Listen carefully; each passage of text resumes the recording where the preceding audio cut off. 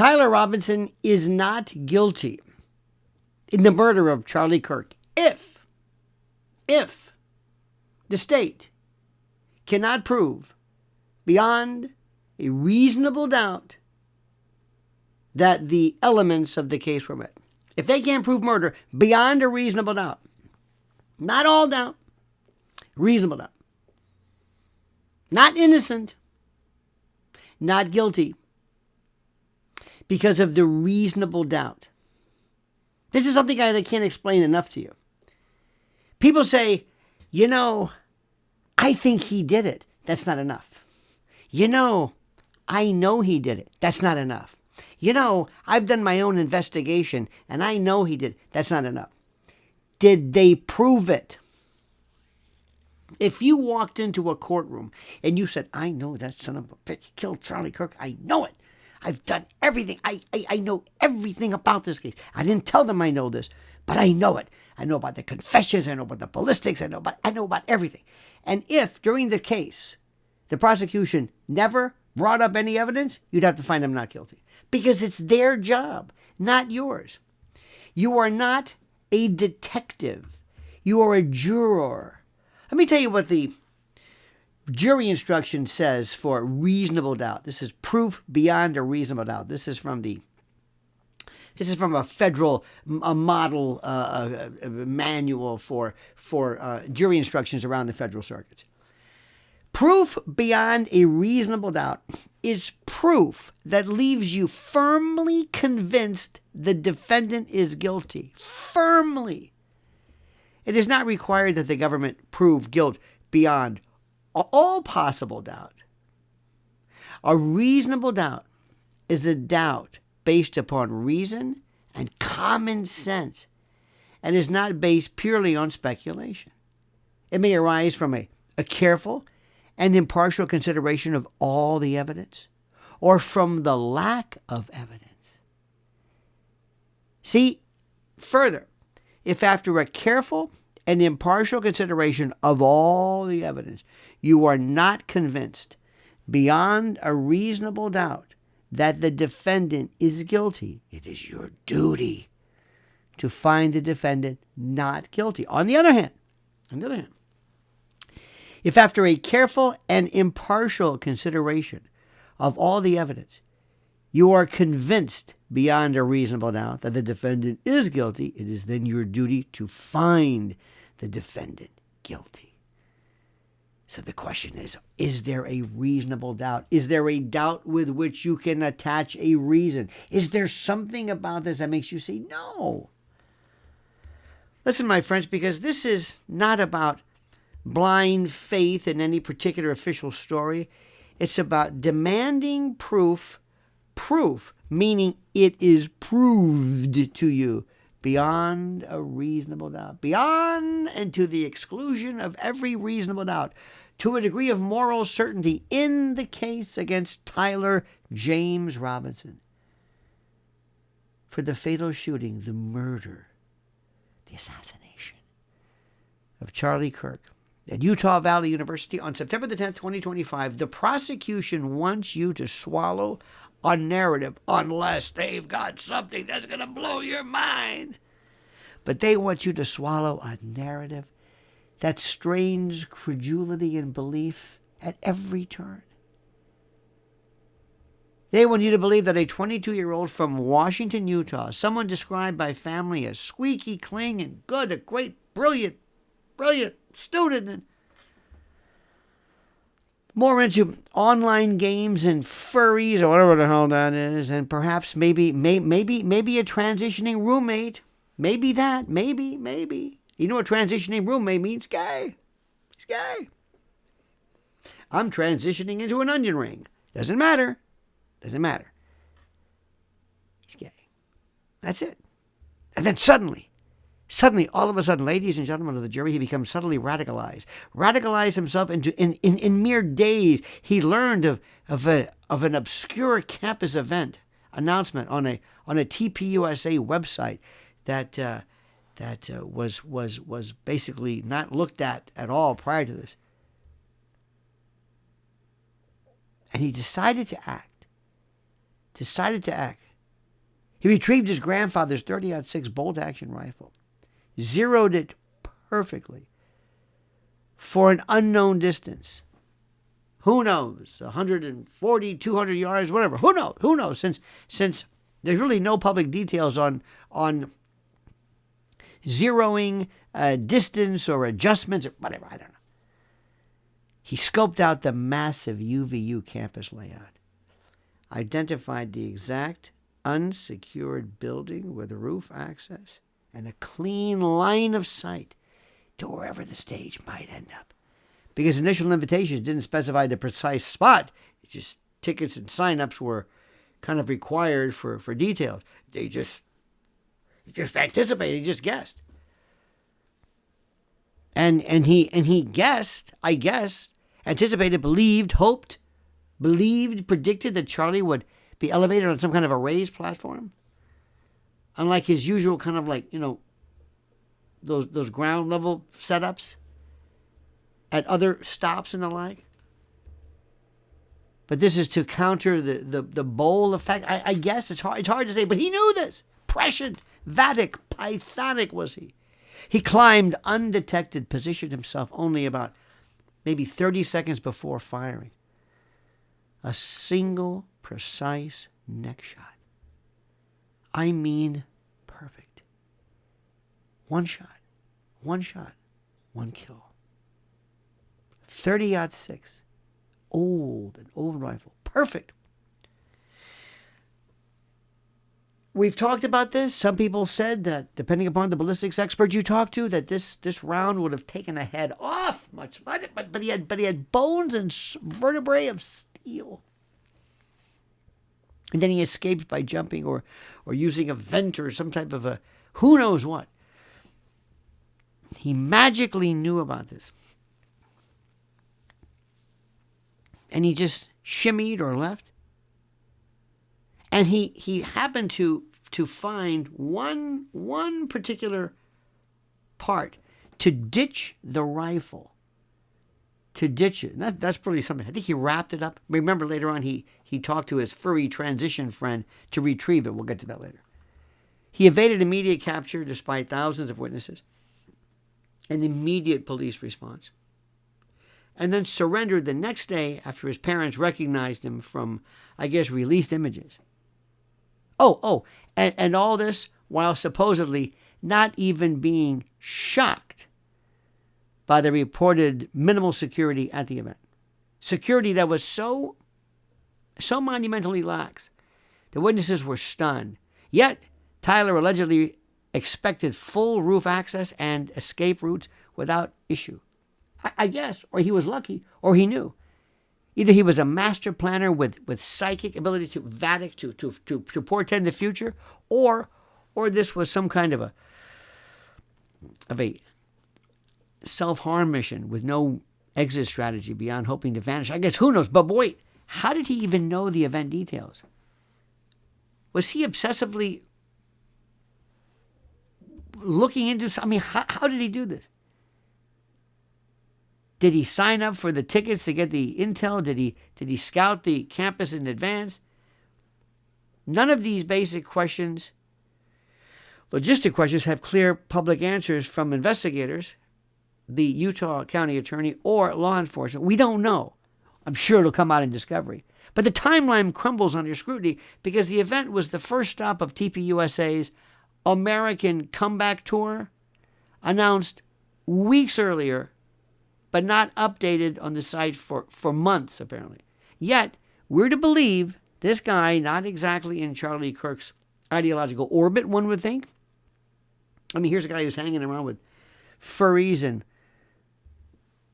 lefty chats that doesn't exactly scream a TPUSA regular. But anyway, somehow he got hyper keyed in, hyper focused, hyper selected. He planned a sniper shot flawlessly, so perfectly, and executed it all in under a week after learning about it. Add the physical impossibilities.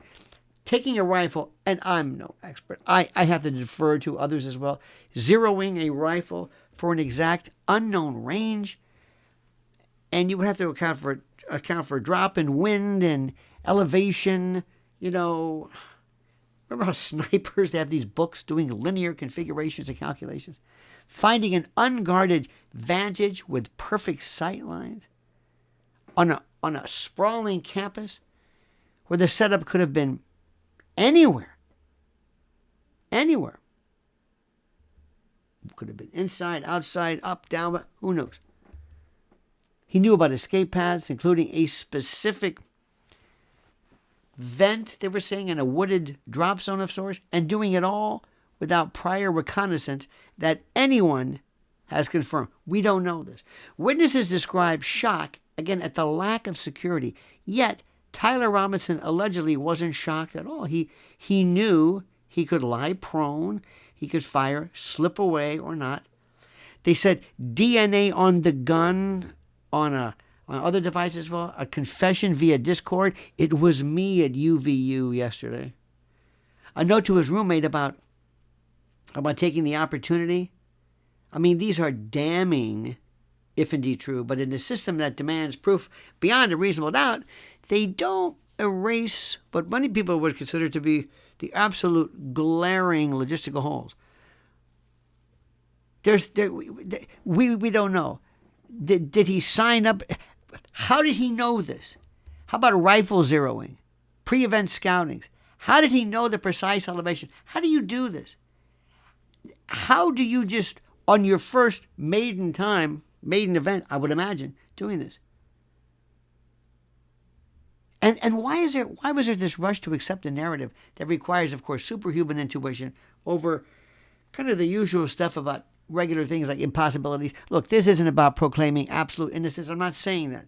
It is about pointing out and establishing reasonable doubt. And the reason for that is that the story as presented forces you to accept. And by the way, we're trying to piecemeal this from all of these other little stories because they're not telling you anything. We don't know for sure if this was the rifle that fired the round that actually did the damage. And was there any round available? Is there anything to compare it to? How do you even know? It might have been fired. We don't know this because we haven't seen the discovery. A lot of this is preliminary because there have been delays in this. Remember, there was a delay at first to force the preliminary hearing because they thought they'd get a lot of discovery, and then they're delaying that. And the prosecutors are saying, you know what, screw it. Let's just go to a grand jury, establish probable cause via the grand jury, and then just indict him and the heck with it. No need to turn over all this evidence ahead of time. There are strategic situations. But there's too many coincidences, too much unverified foresight, too little explanation for the mechanics. Curiosity isn't conspiracy. It's the refusal to swallow whole cloth, things that don't make any sense. A story that breaks things down. In court, the defense doesn't need to solve the case. I don't have to do it. All I have to do is show that the prosecutor's version doesn't make sense, doesn't hold water, or that the prosecutor did not prove something. Now, remember, they might come to us and say, without a doubt, they may say, you have no idea. There was a person who took a video of this.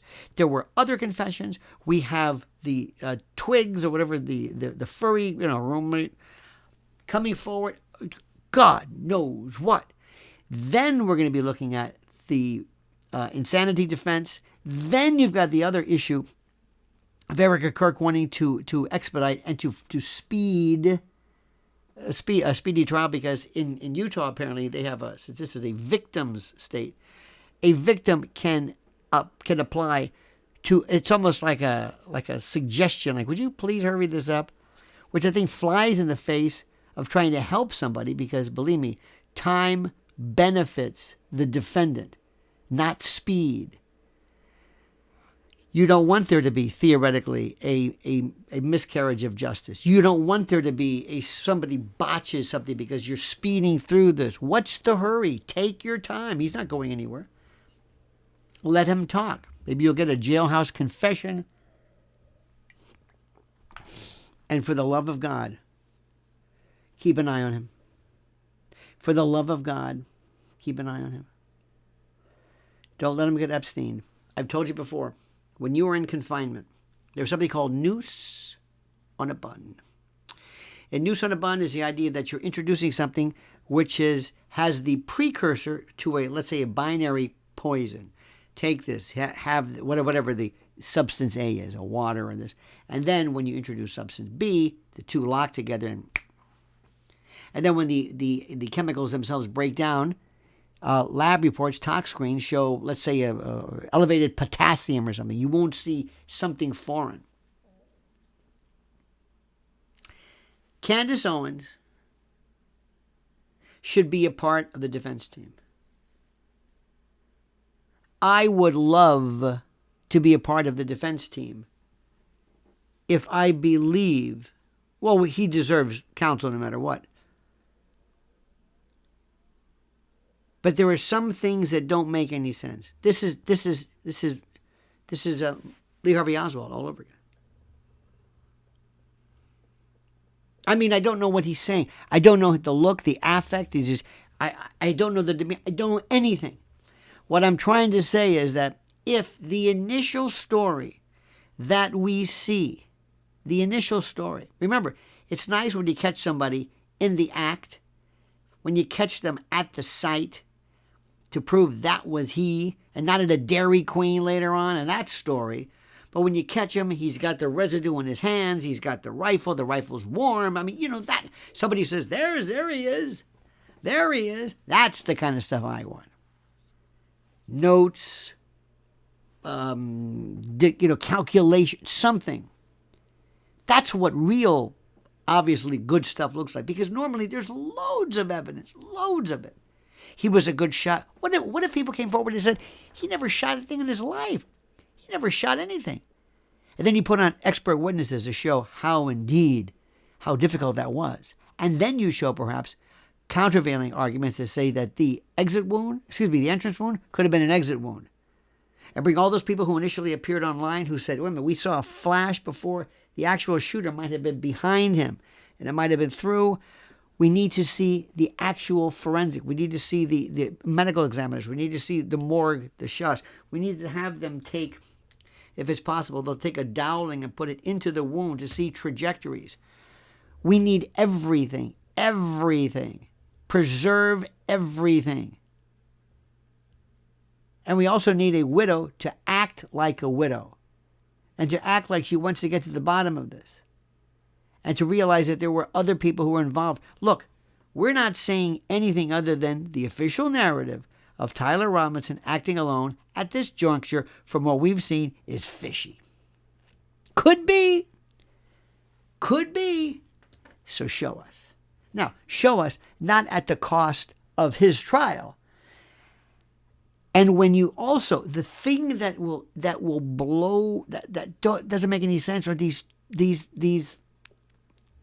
messages that were made in language using the words like vehicle. It sounds, people say ChatGPT, it doesn't sound right. And what about this? Go back and get that rifle. Go back and get that rifle. That's Grandpappy's shooting iron. He's going to kill me. Do you know what you've just done? What if? For all you know, what if he said, I'm going to go there, I'm going to do this, but I changed my mind. Or I fired and missed. And it was another rifleman, another shooter, another sniper. Imagine there being a conspiracy you don't know about, because you can't conspire with somebody you don't know. I mean, the possibilities of this are labyrinthine. And when people say apodictically, absolutely, well, I believe it's Tyler Robinson, what information do you have? The more you get into it, remember, when things don't make sense, they devolve perfectly. All I know is there's a lot of people out there, a lot of powerful people who would have wanted Charlie gone. A lot of people, for varieties of reasons. We don't know who they are, but that makes sense. That makes sense. That somebody would want to do this. We've also known that in our society, you can do things, anything in the open that you want, anything. Nobody will say anything.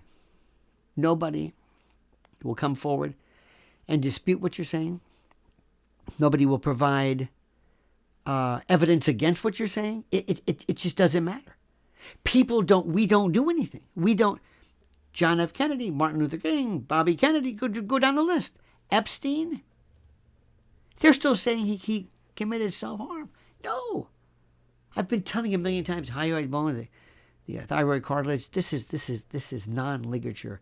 This was homicide. But we don't do anything. We don't. We're too busy worrying about, rioting, and maybe we're worried about playoffs, and we give things 3 days max, and then we lose all interest in this. So what I'm telling you is that if Tyler Robinson is not guilty, it's not because he's innocent. It's because they haven't proved the case beyond a reasonable doubt. Remember, he's not guilty, not innocent. Big difference. What do you think? What are some of the cases? What are some of the facts that you find fascinating? What are some of the facts that you think? And I'm looking at this from a completely perfunctory. I've read no police reports, no nothing. And if I'm getting this vibe from hearing what little I've seen, you must have loads of questions. I want to read you. I want to read your soul, read your mind, read your brilliance. So please like this video, subscribe to the channel, hit that little bell so you're notified of live videos, and also go back and let's see this wonderful, wonderful, wonderful these questions and your responses. I love them so much. Have a great and a glorious day, my friends. And until we speak again, remember, all I want you to do is comment as you see fit.